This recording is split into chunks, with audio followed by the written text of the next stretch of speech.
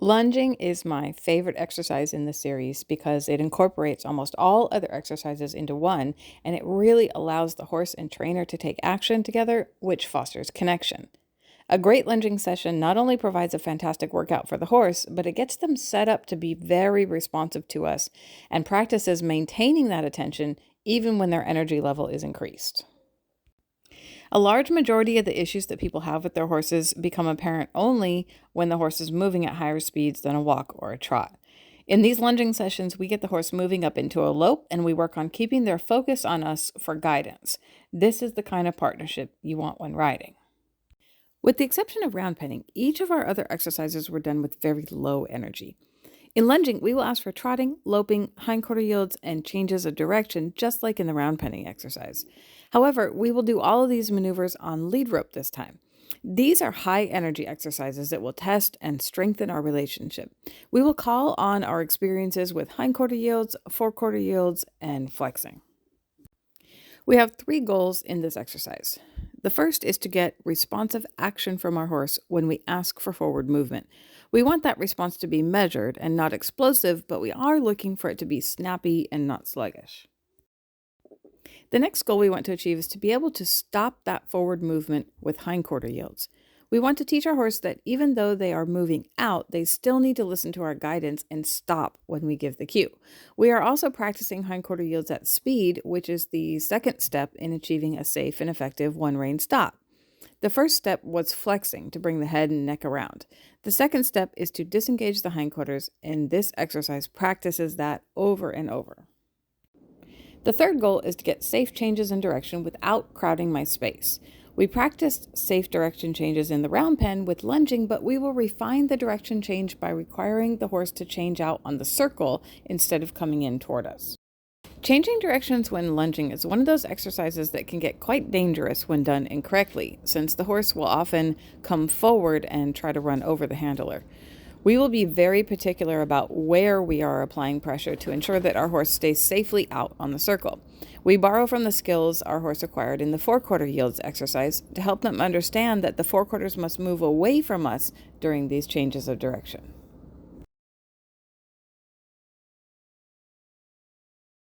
Just like in the round pen, I'll hold the stick and string in the hand closest to her rear end. We will borrow the pressure cues we used in the round penning session to ask for movement here. We use the same point, cluck, and spank the ground sequence. However, in the beginning, we will alter the pressure we generate using the stick. Because we are attached to the horse's head by the lead rope, if we spank the ground behind them to get forward movement, we will most likely cause them to yield their hindquarters and move forward, effectively running us over. Before we get forward movement, we have to push the front end away and out into the circle. We have to apply pressure at the driveline first. Once they're moving, we can add speed by increasing pressure behind the driveline by spanking the ground, but first we have to start the circle. You can see that my first application of pressure is the point, just like in the round pen, but then I use the stick to push just a little on the air next to her shoulder. This pushes her out onto the circle, and now I can effectively use spank the ground for increased speed, just like in the round pen. As she moves out onto the circle, I'm going to let the lead rope slide through my hand to increase the diameter of her circle around me. Then I ask for a hindquarter yield so that we can change directions. I'm asking for these hindquarter yields by reaching down the lead rope and slightly pulling on it so that she can feel a bit of halter pressure. Then I'm adding pressure to her hind end by looking at it and eventually swinging my string toward it if she doesn't give me a yield. Let's look at that again a little bit slower.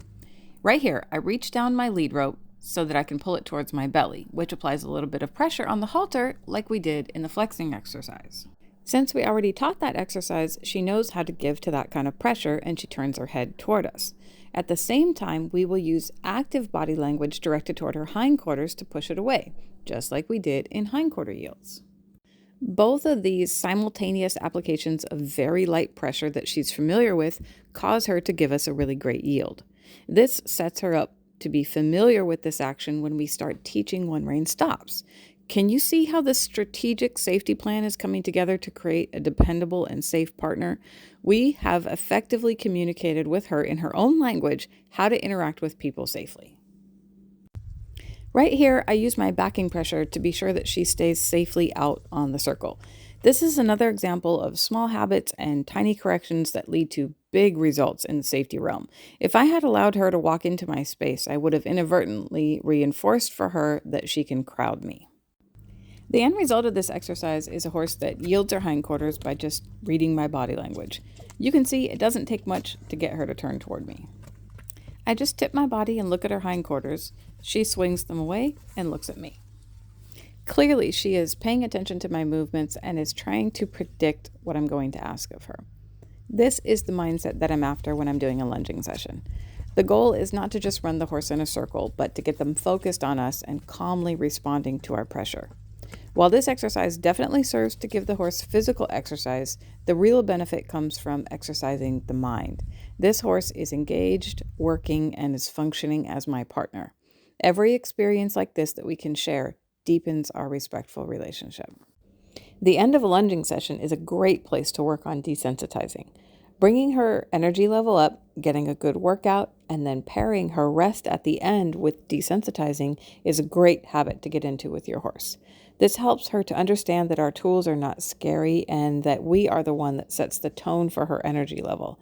In this way, we are being a good leader by bringing her energy level up and then requiring that she quickly return to calm.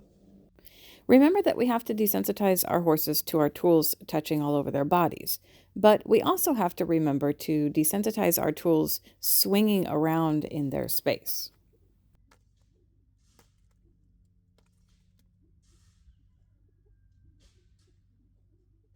I made a mistake just there and accidentally let the string touch her hind end. It was a bit of a surprise to her, but it clearly did not cause an overreaction. This is the kind of rational horse that is easy to work with and will not likely cause accidents. While she looks very calm, it's important to remember that she did not come this way. She is still a horse with all of that evolutionary history in her, and her first reaction, like every other horse, is to panic and run.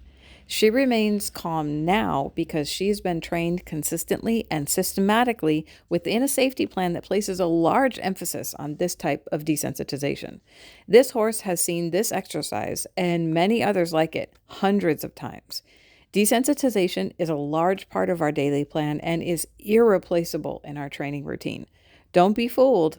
Her calm demeanor is a direct result of our desensitizing, and it's not an accident. We are always training, and we know it. Now we'll introduce lunging to our untrained horse. We start with enough distance between us to be safe and point for forward movement. She actually responds quite nicely and moves out onto the circle. When she stalls, I apply pressure with the string, but be sure to spank the ground near her shoulder instead of behind her. As soon as she takes a step out into the circle, I release pressure. I stop pointing, clucking, and spanking the ground. This is a key point. During lunging, many people continue asking for forward movement when their horses are moving forward. There's no release here.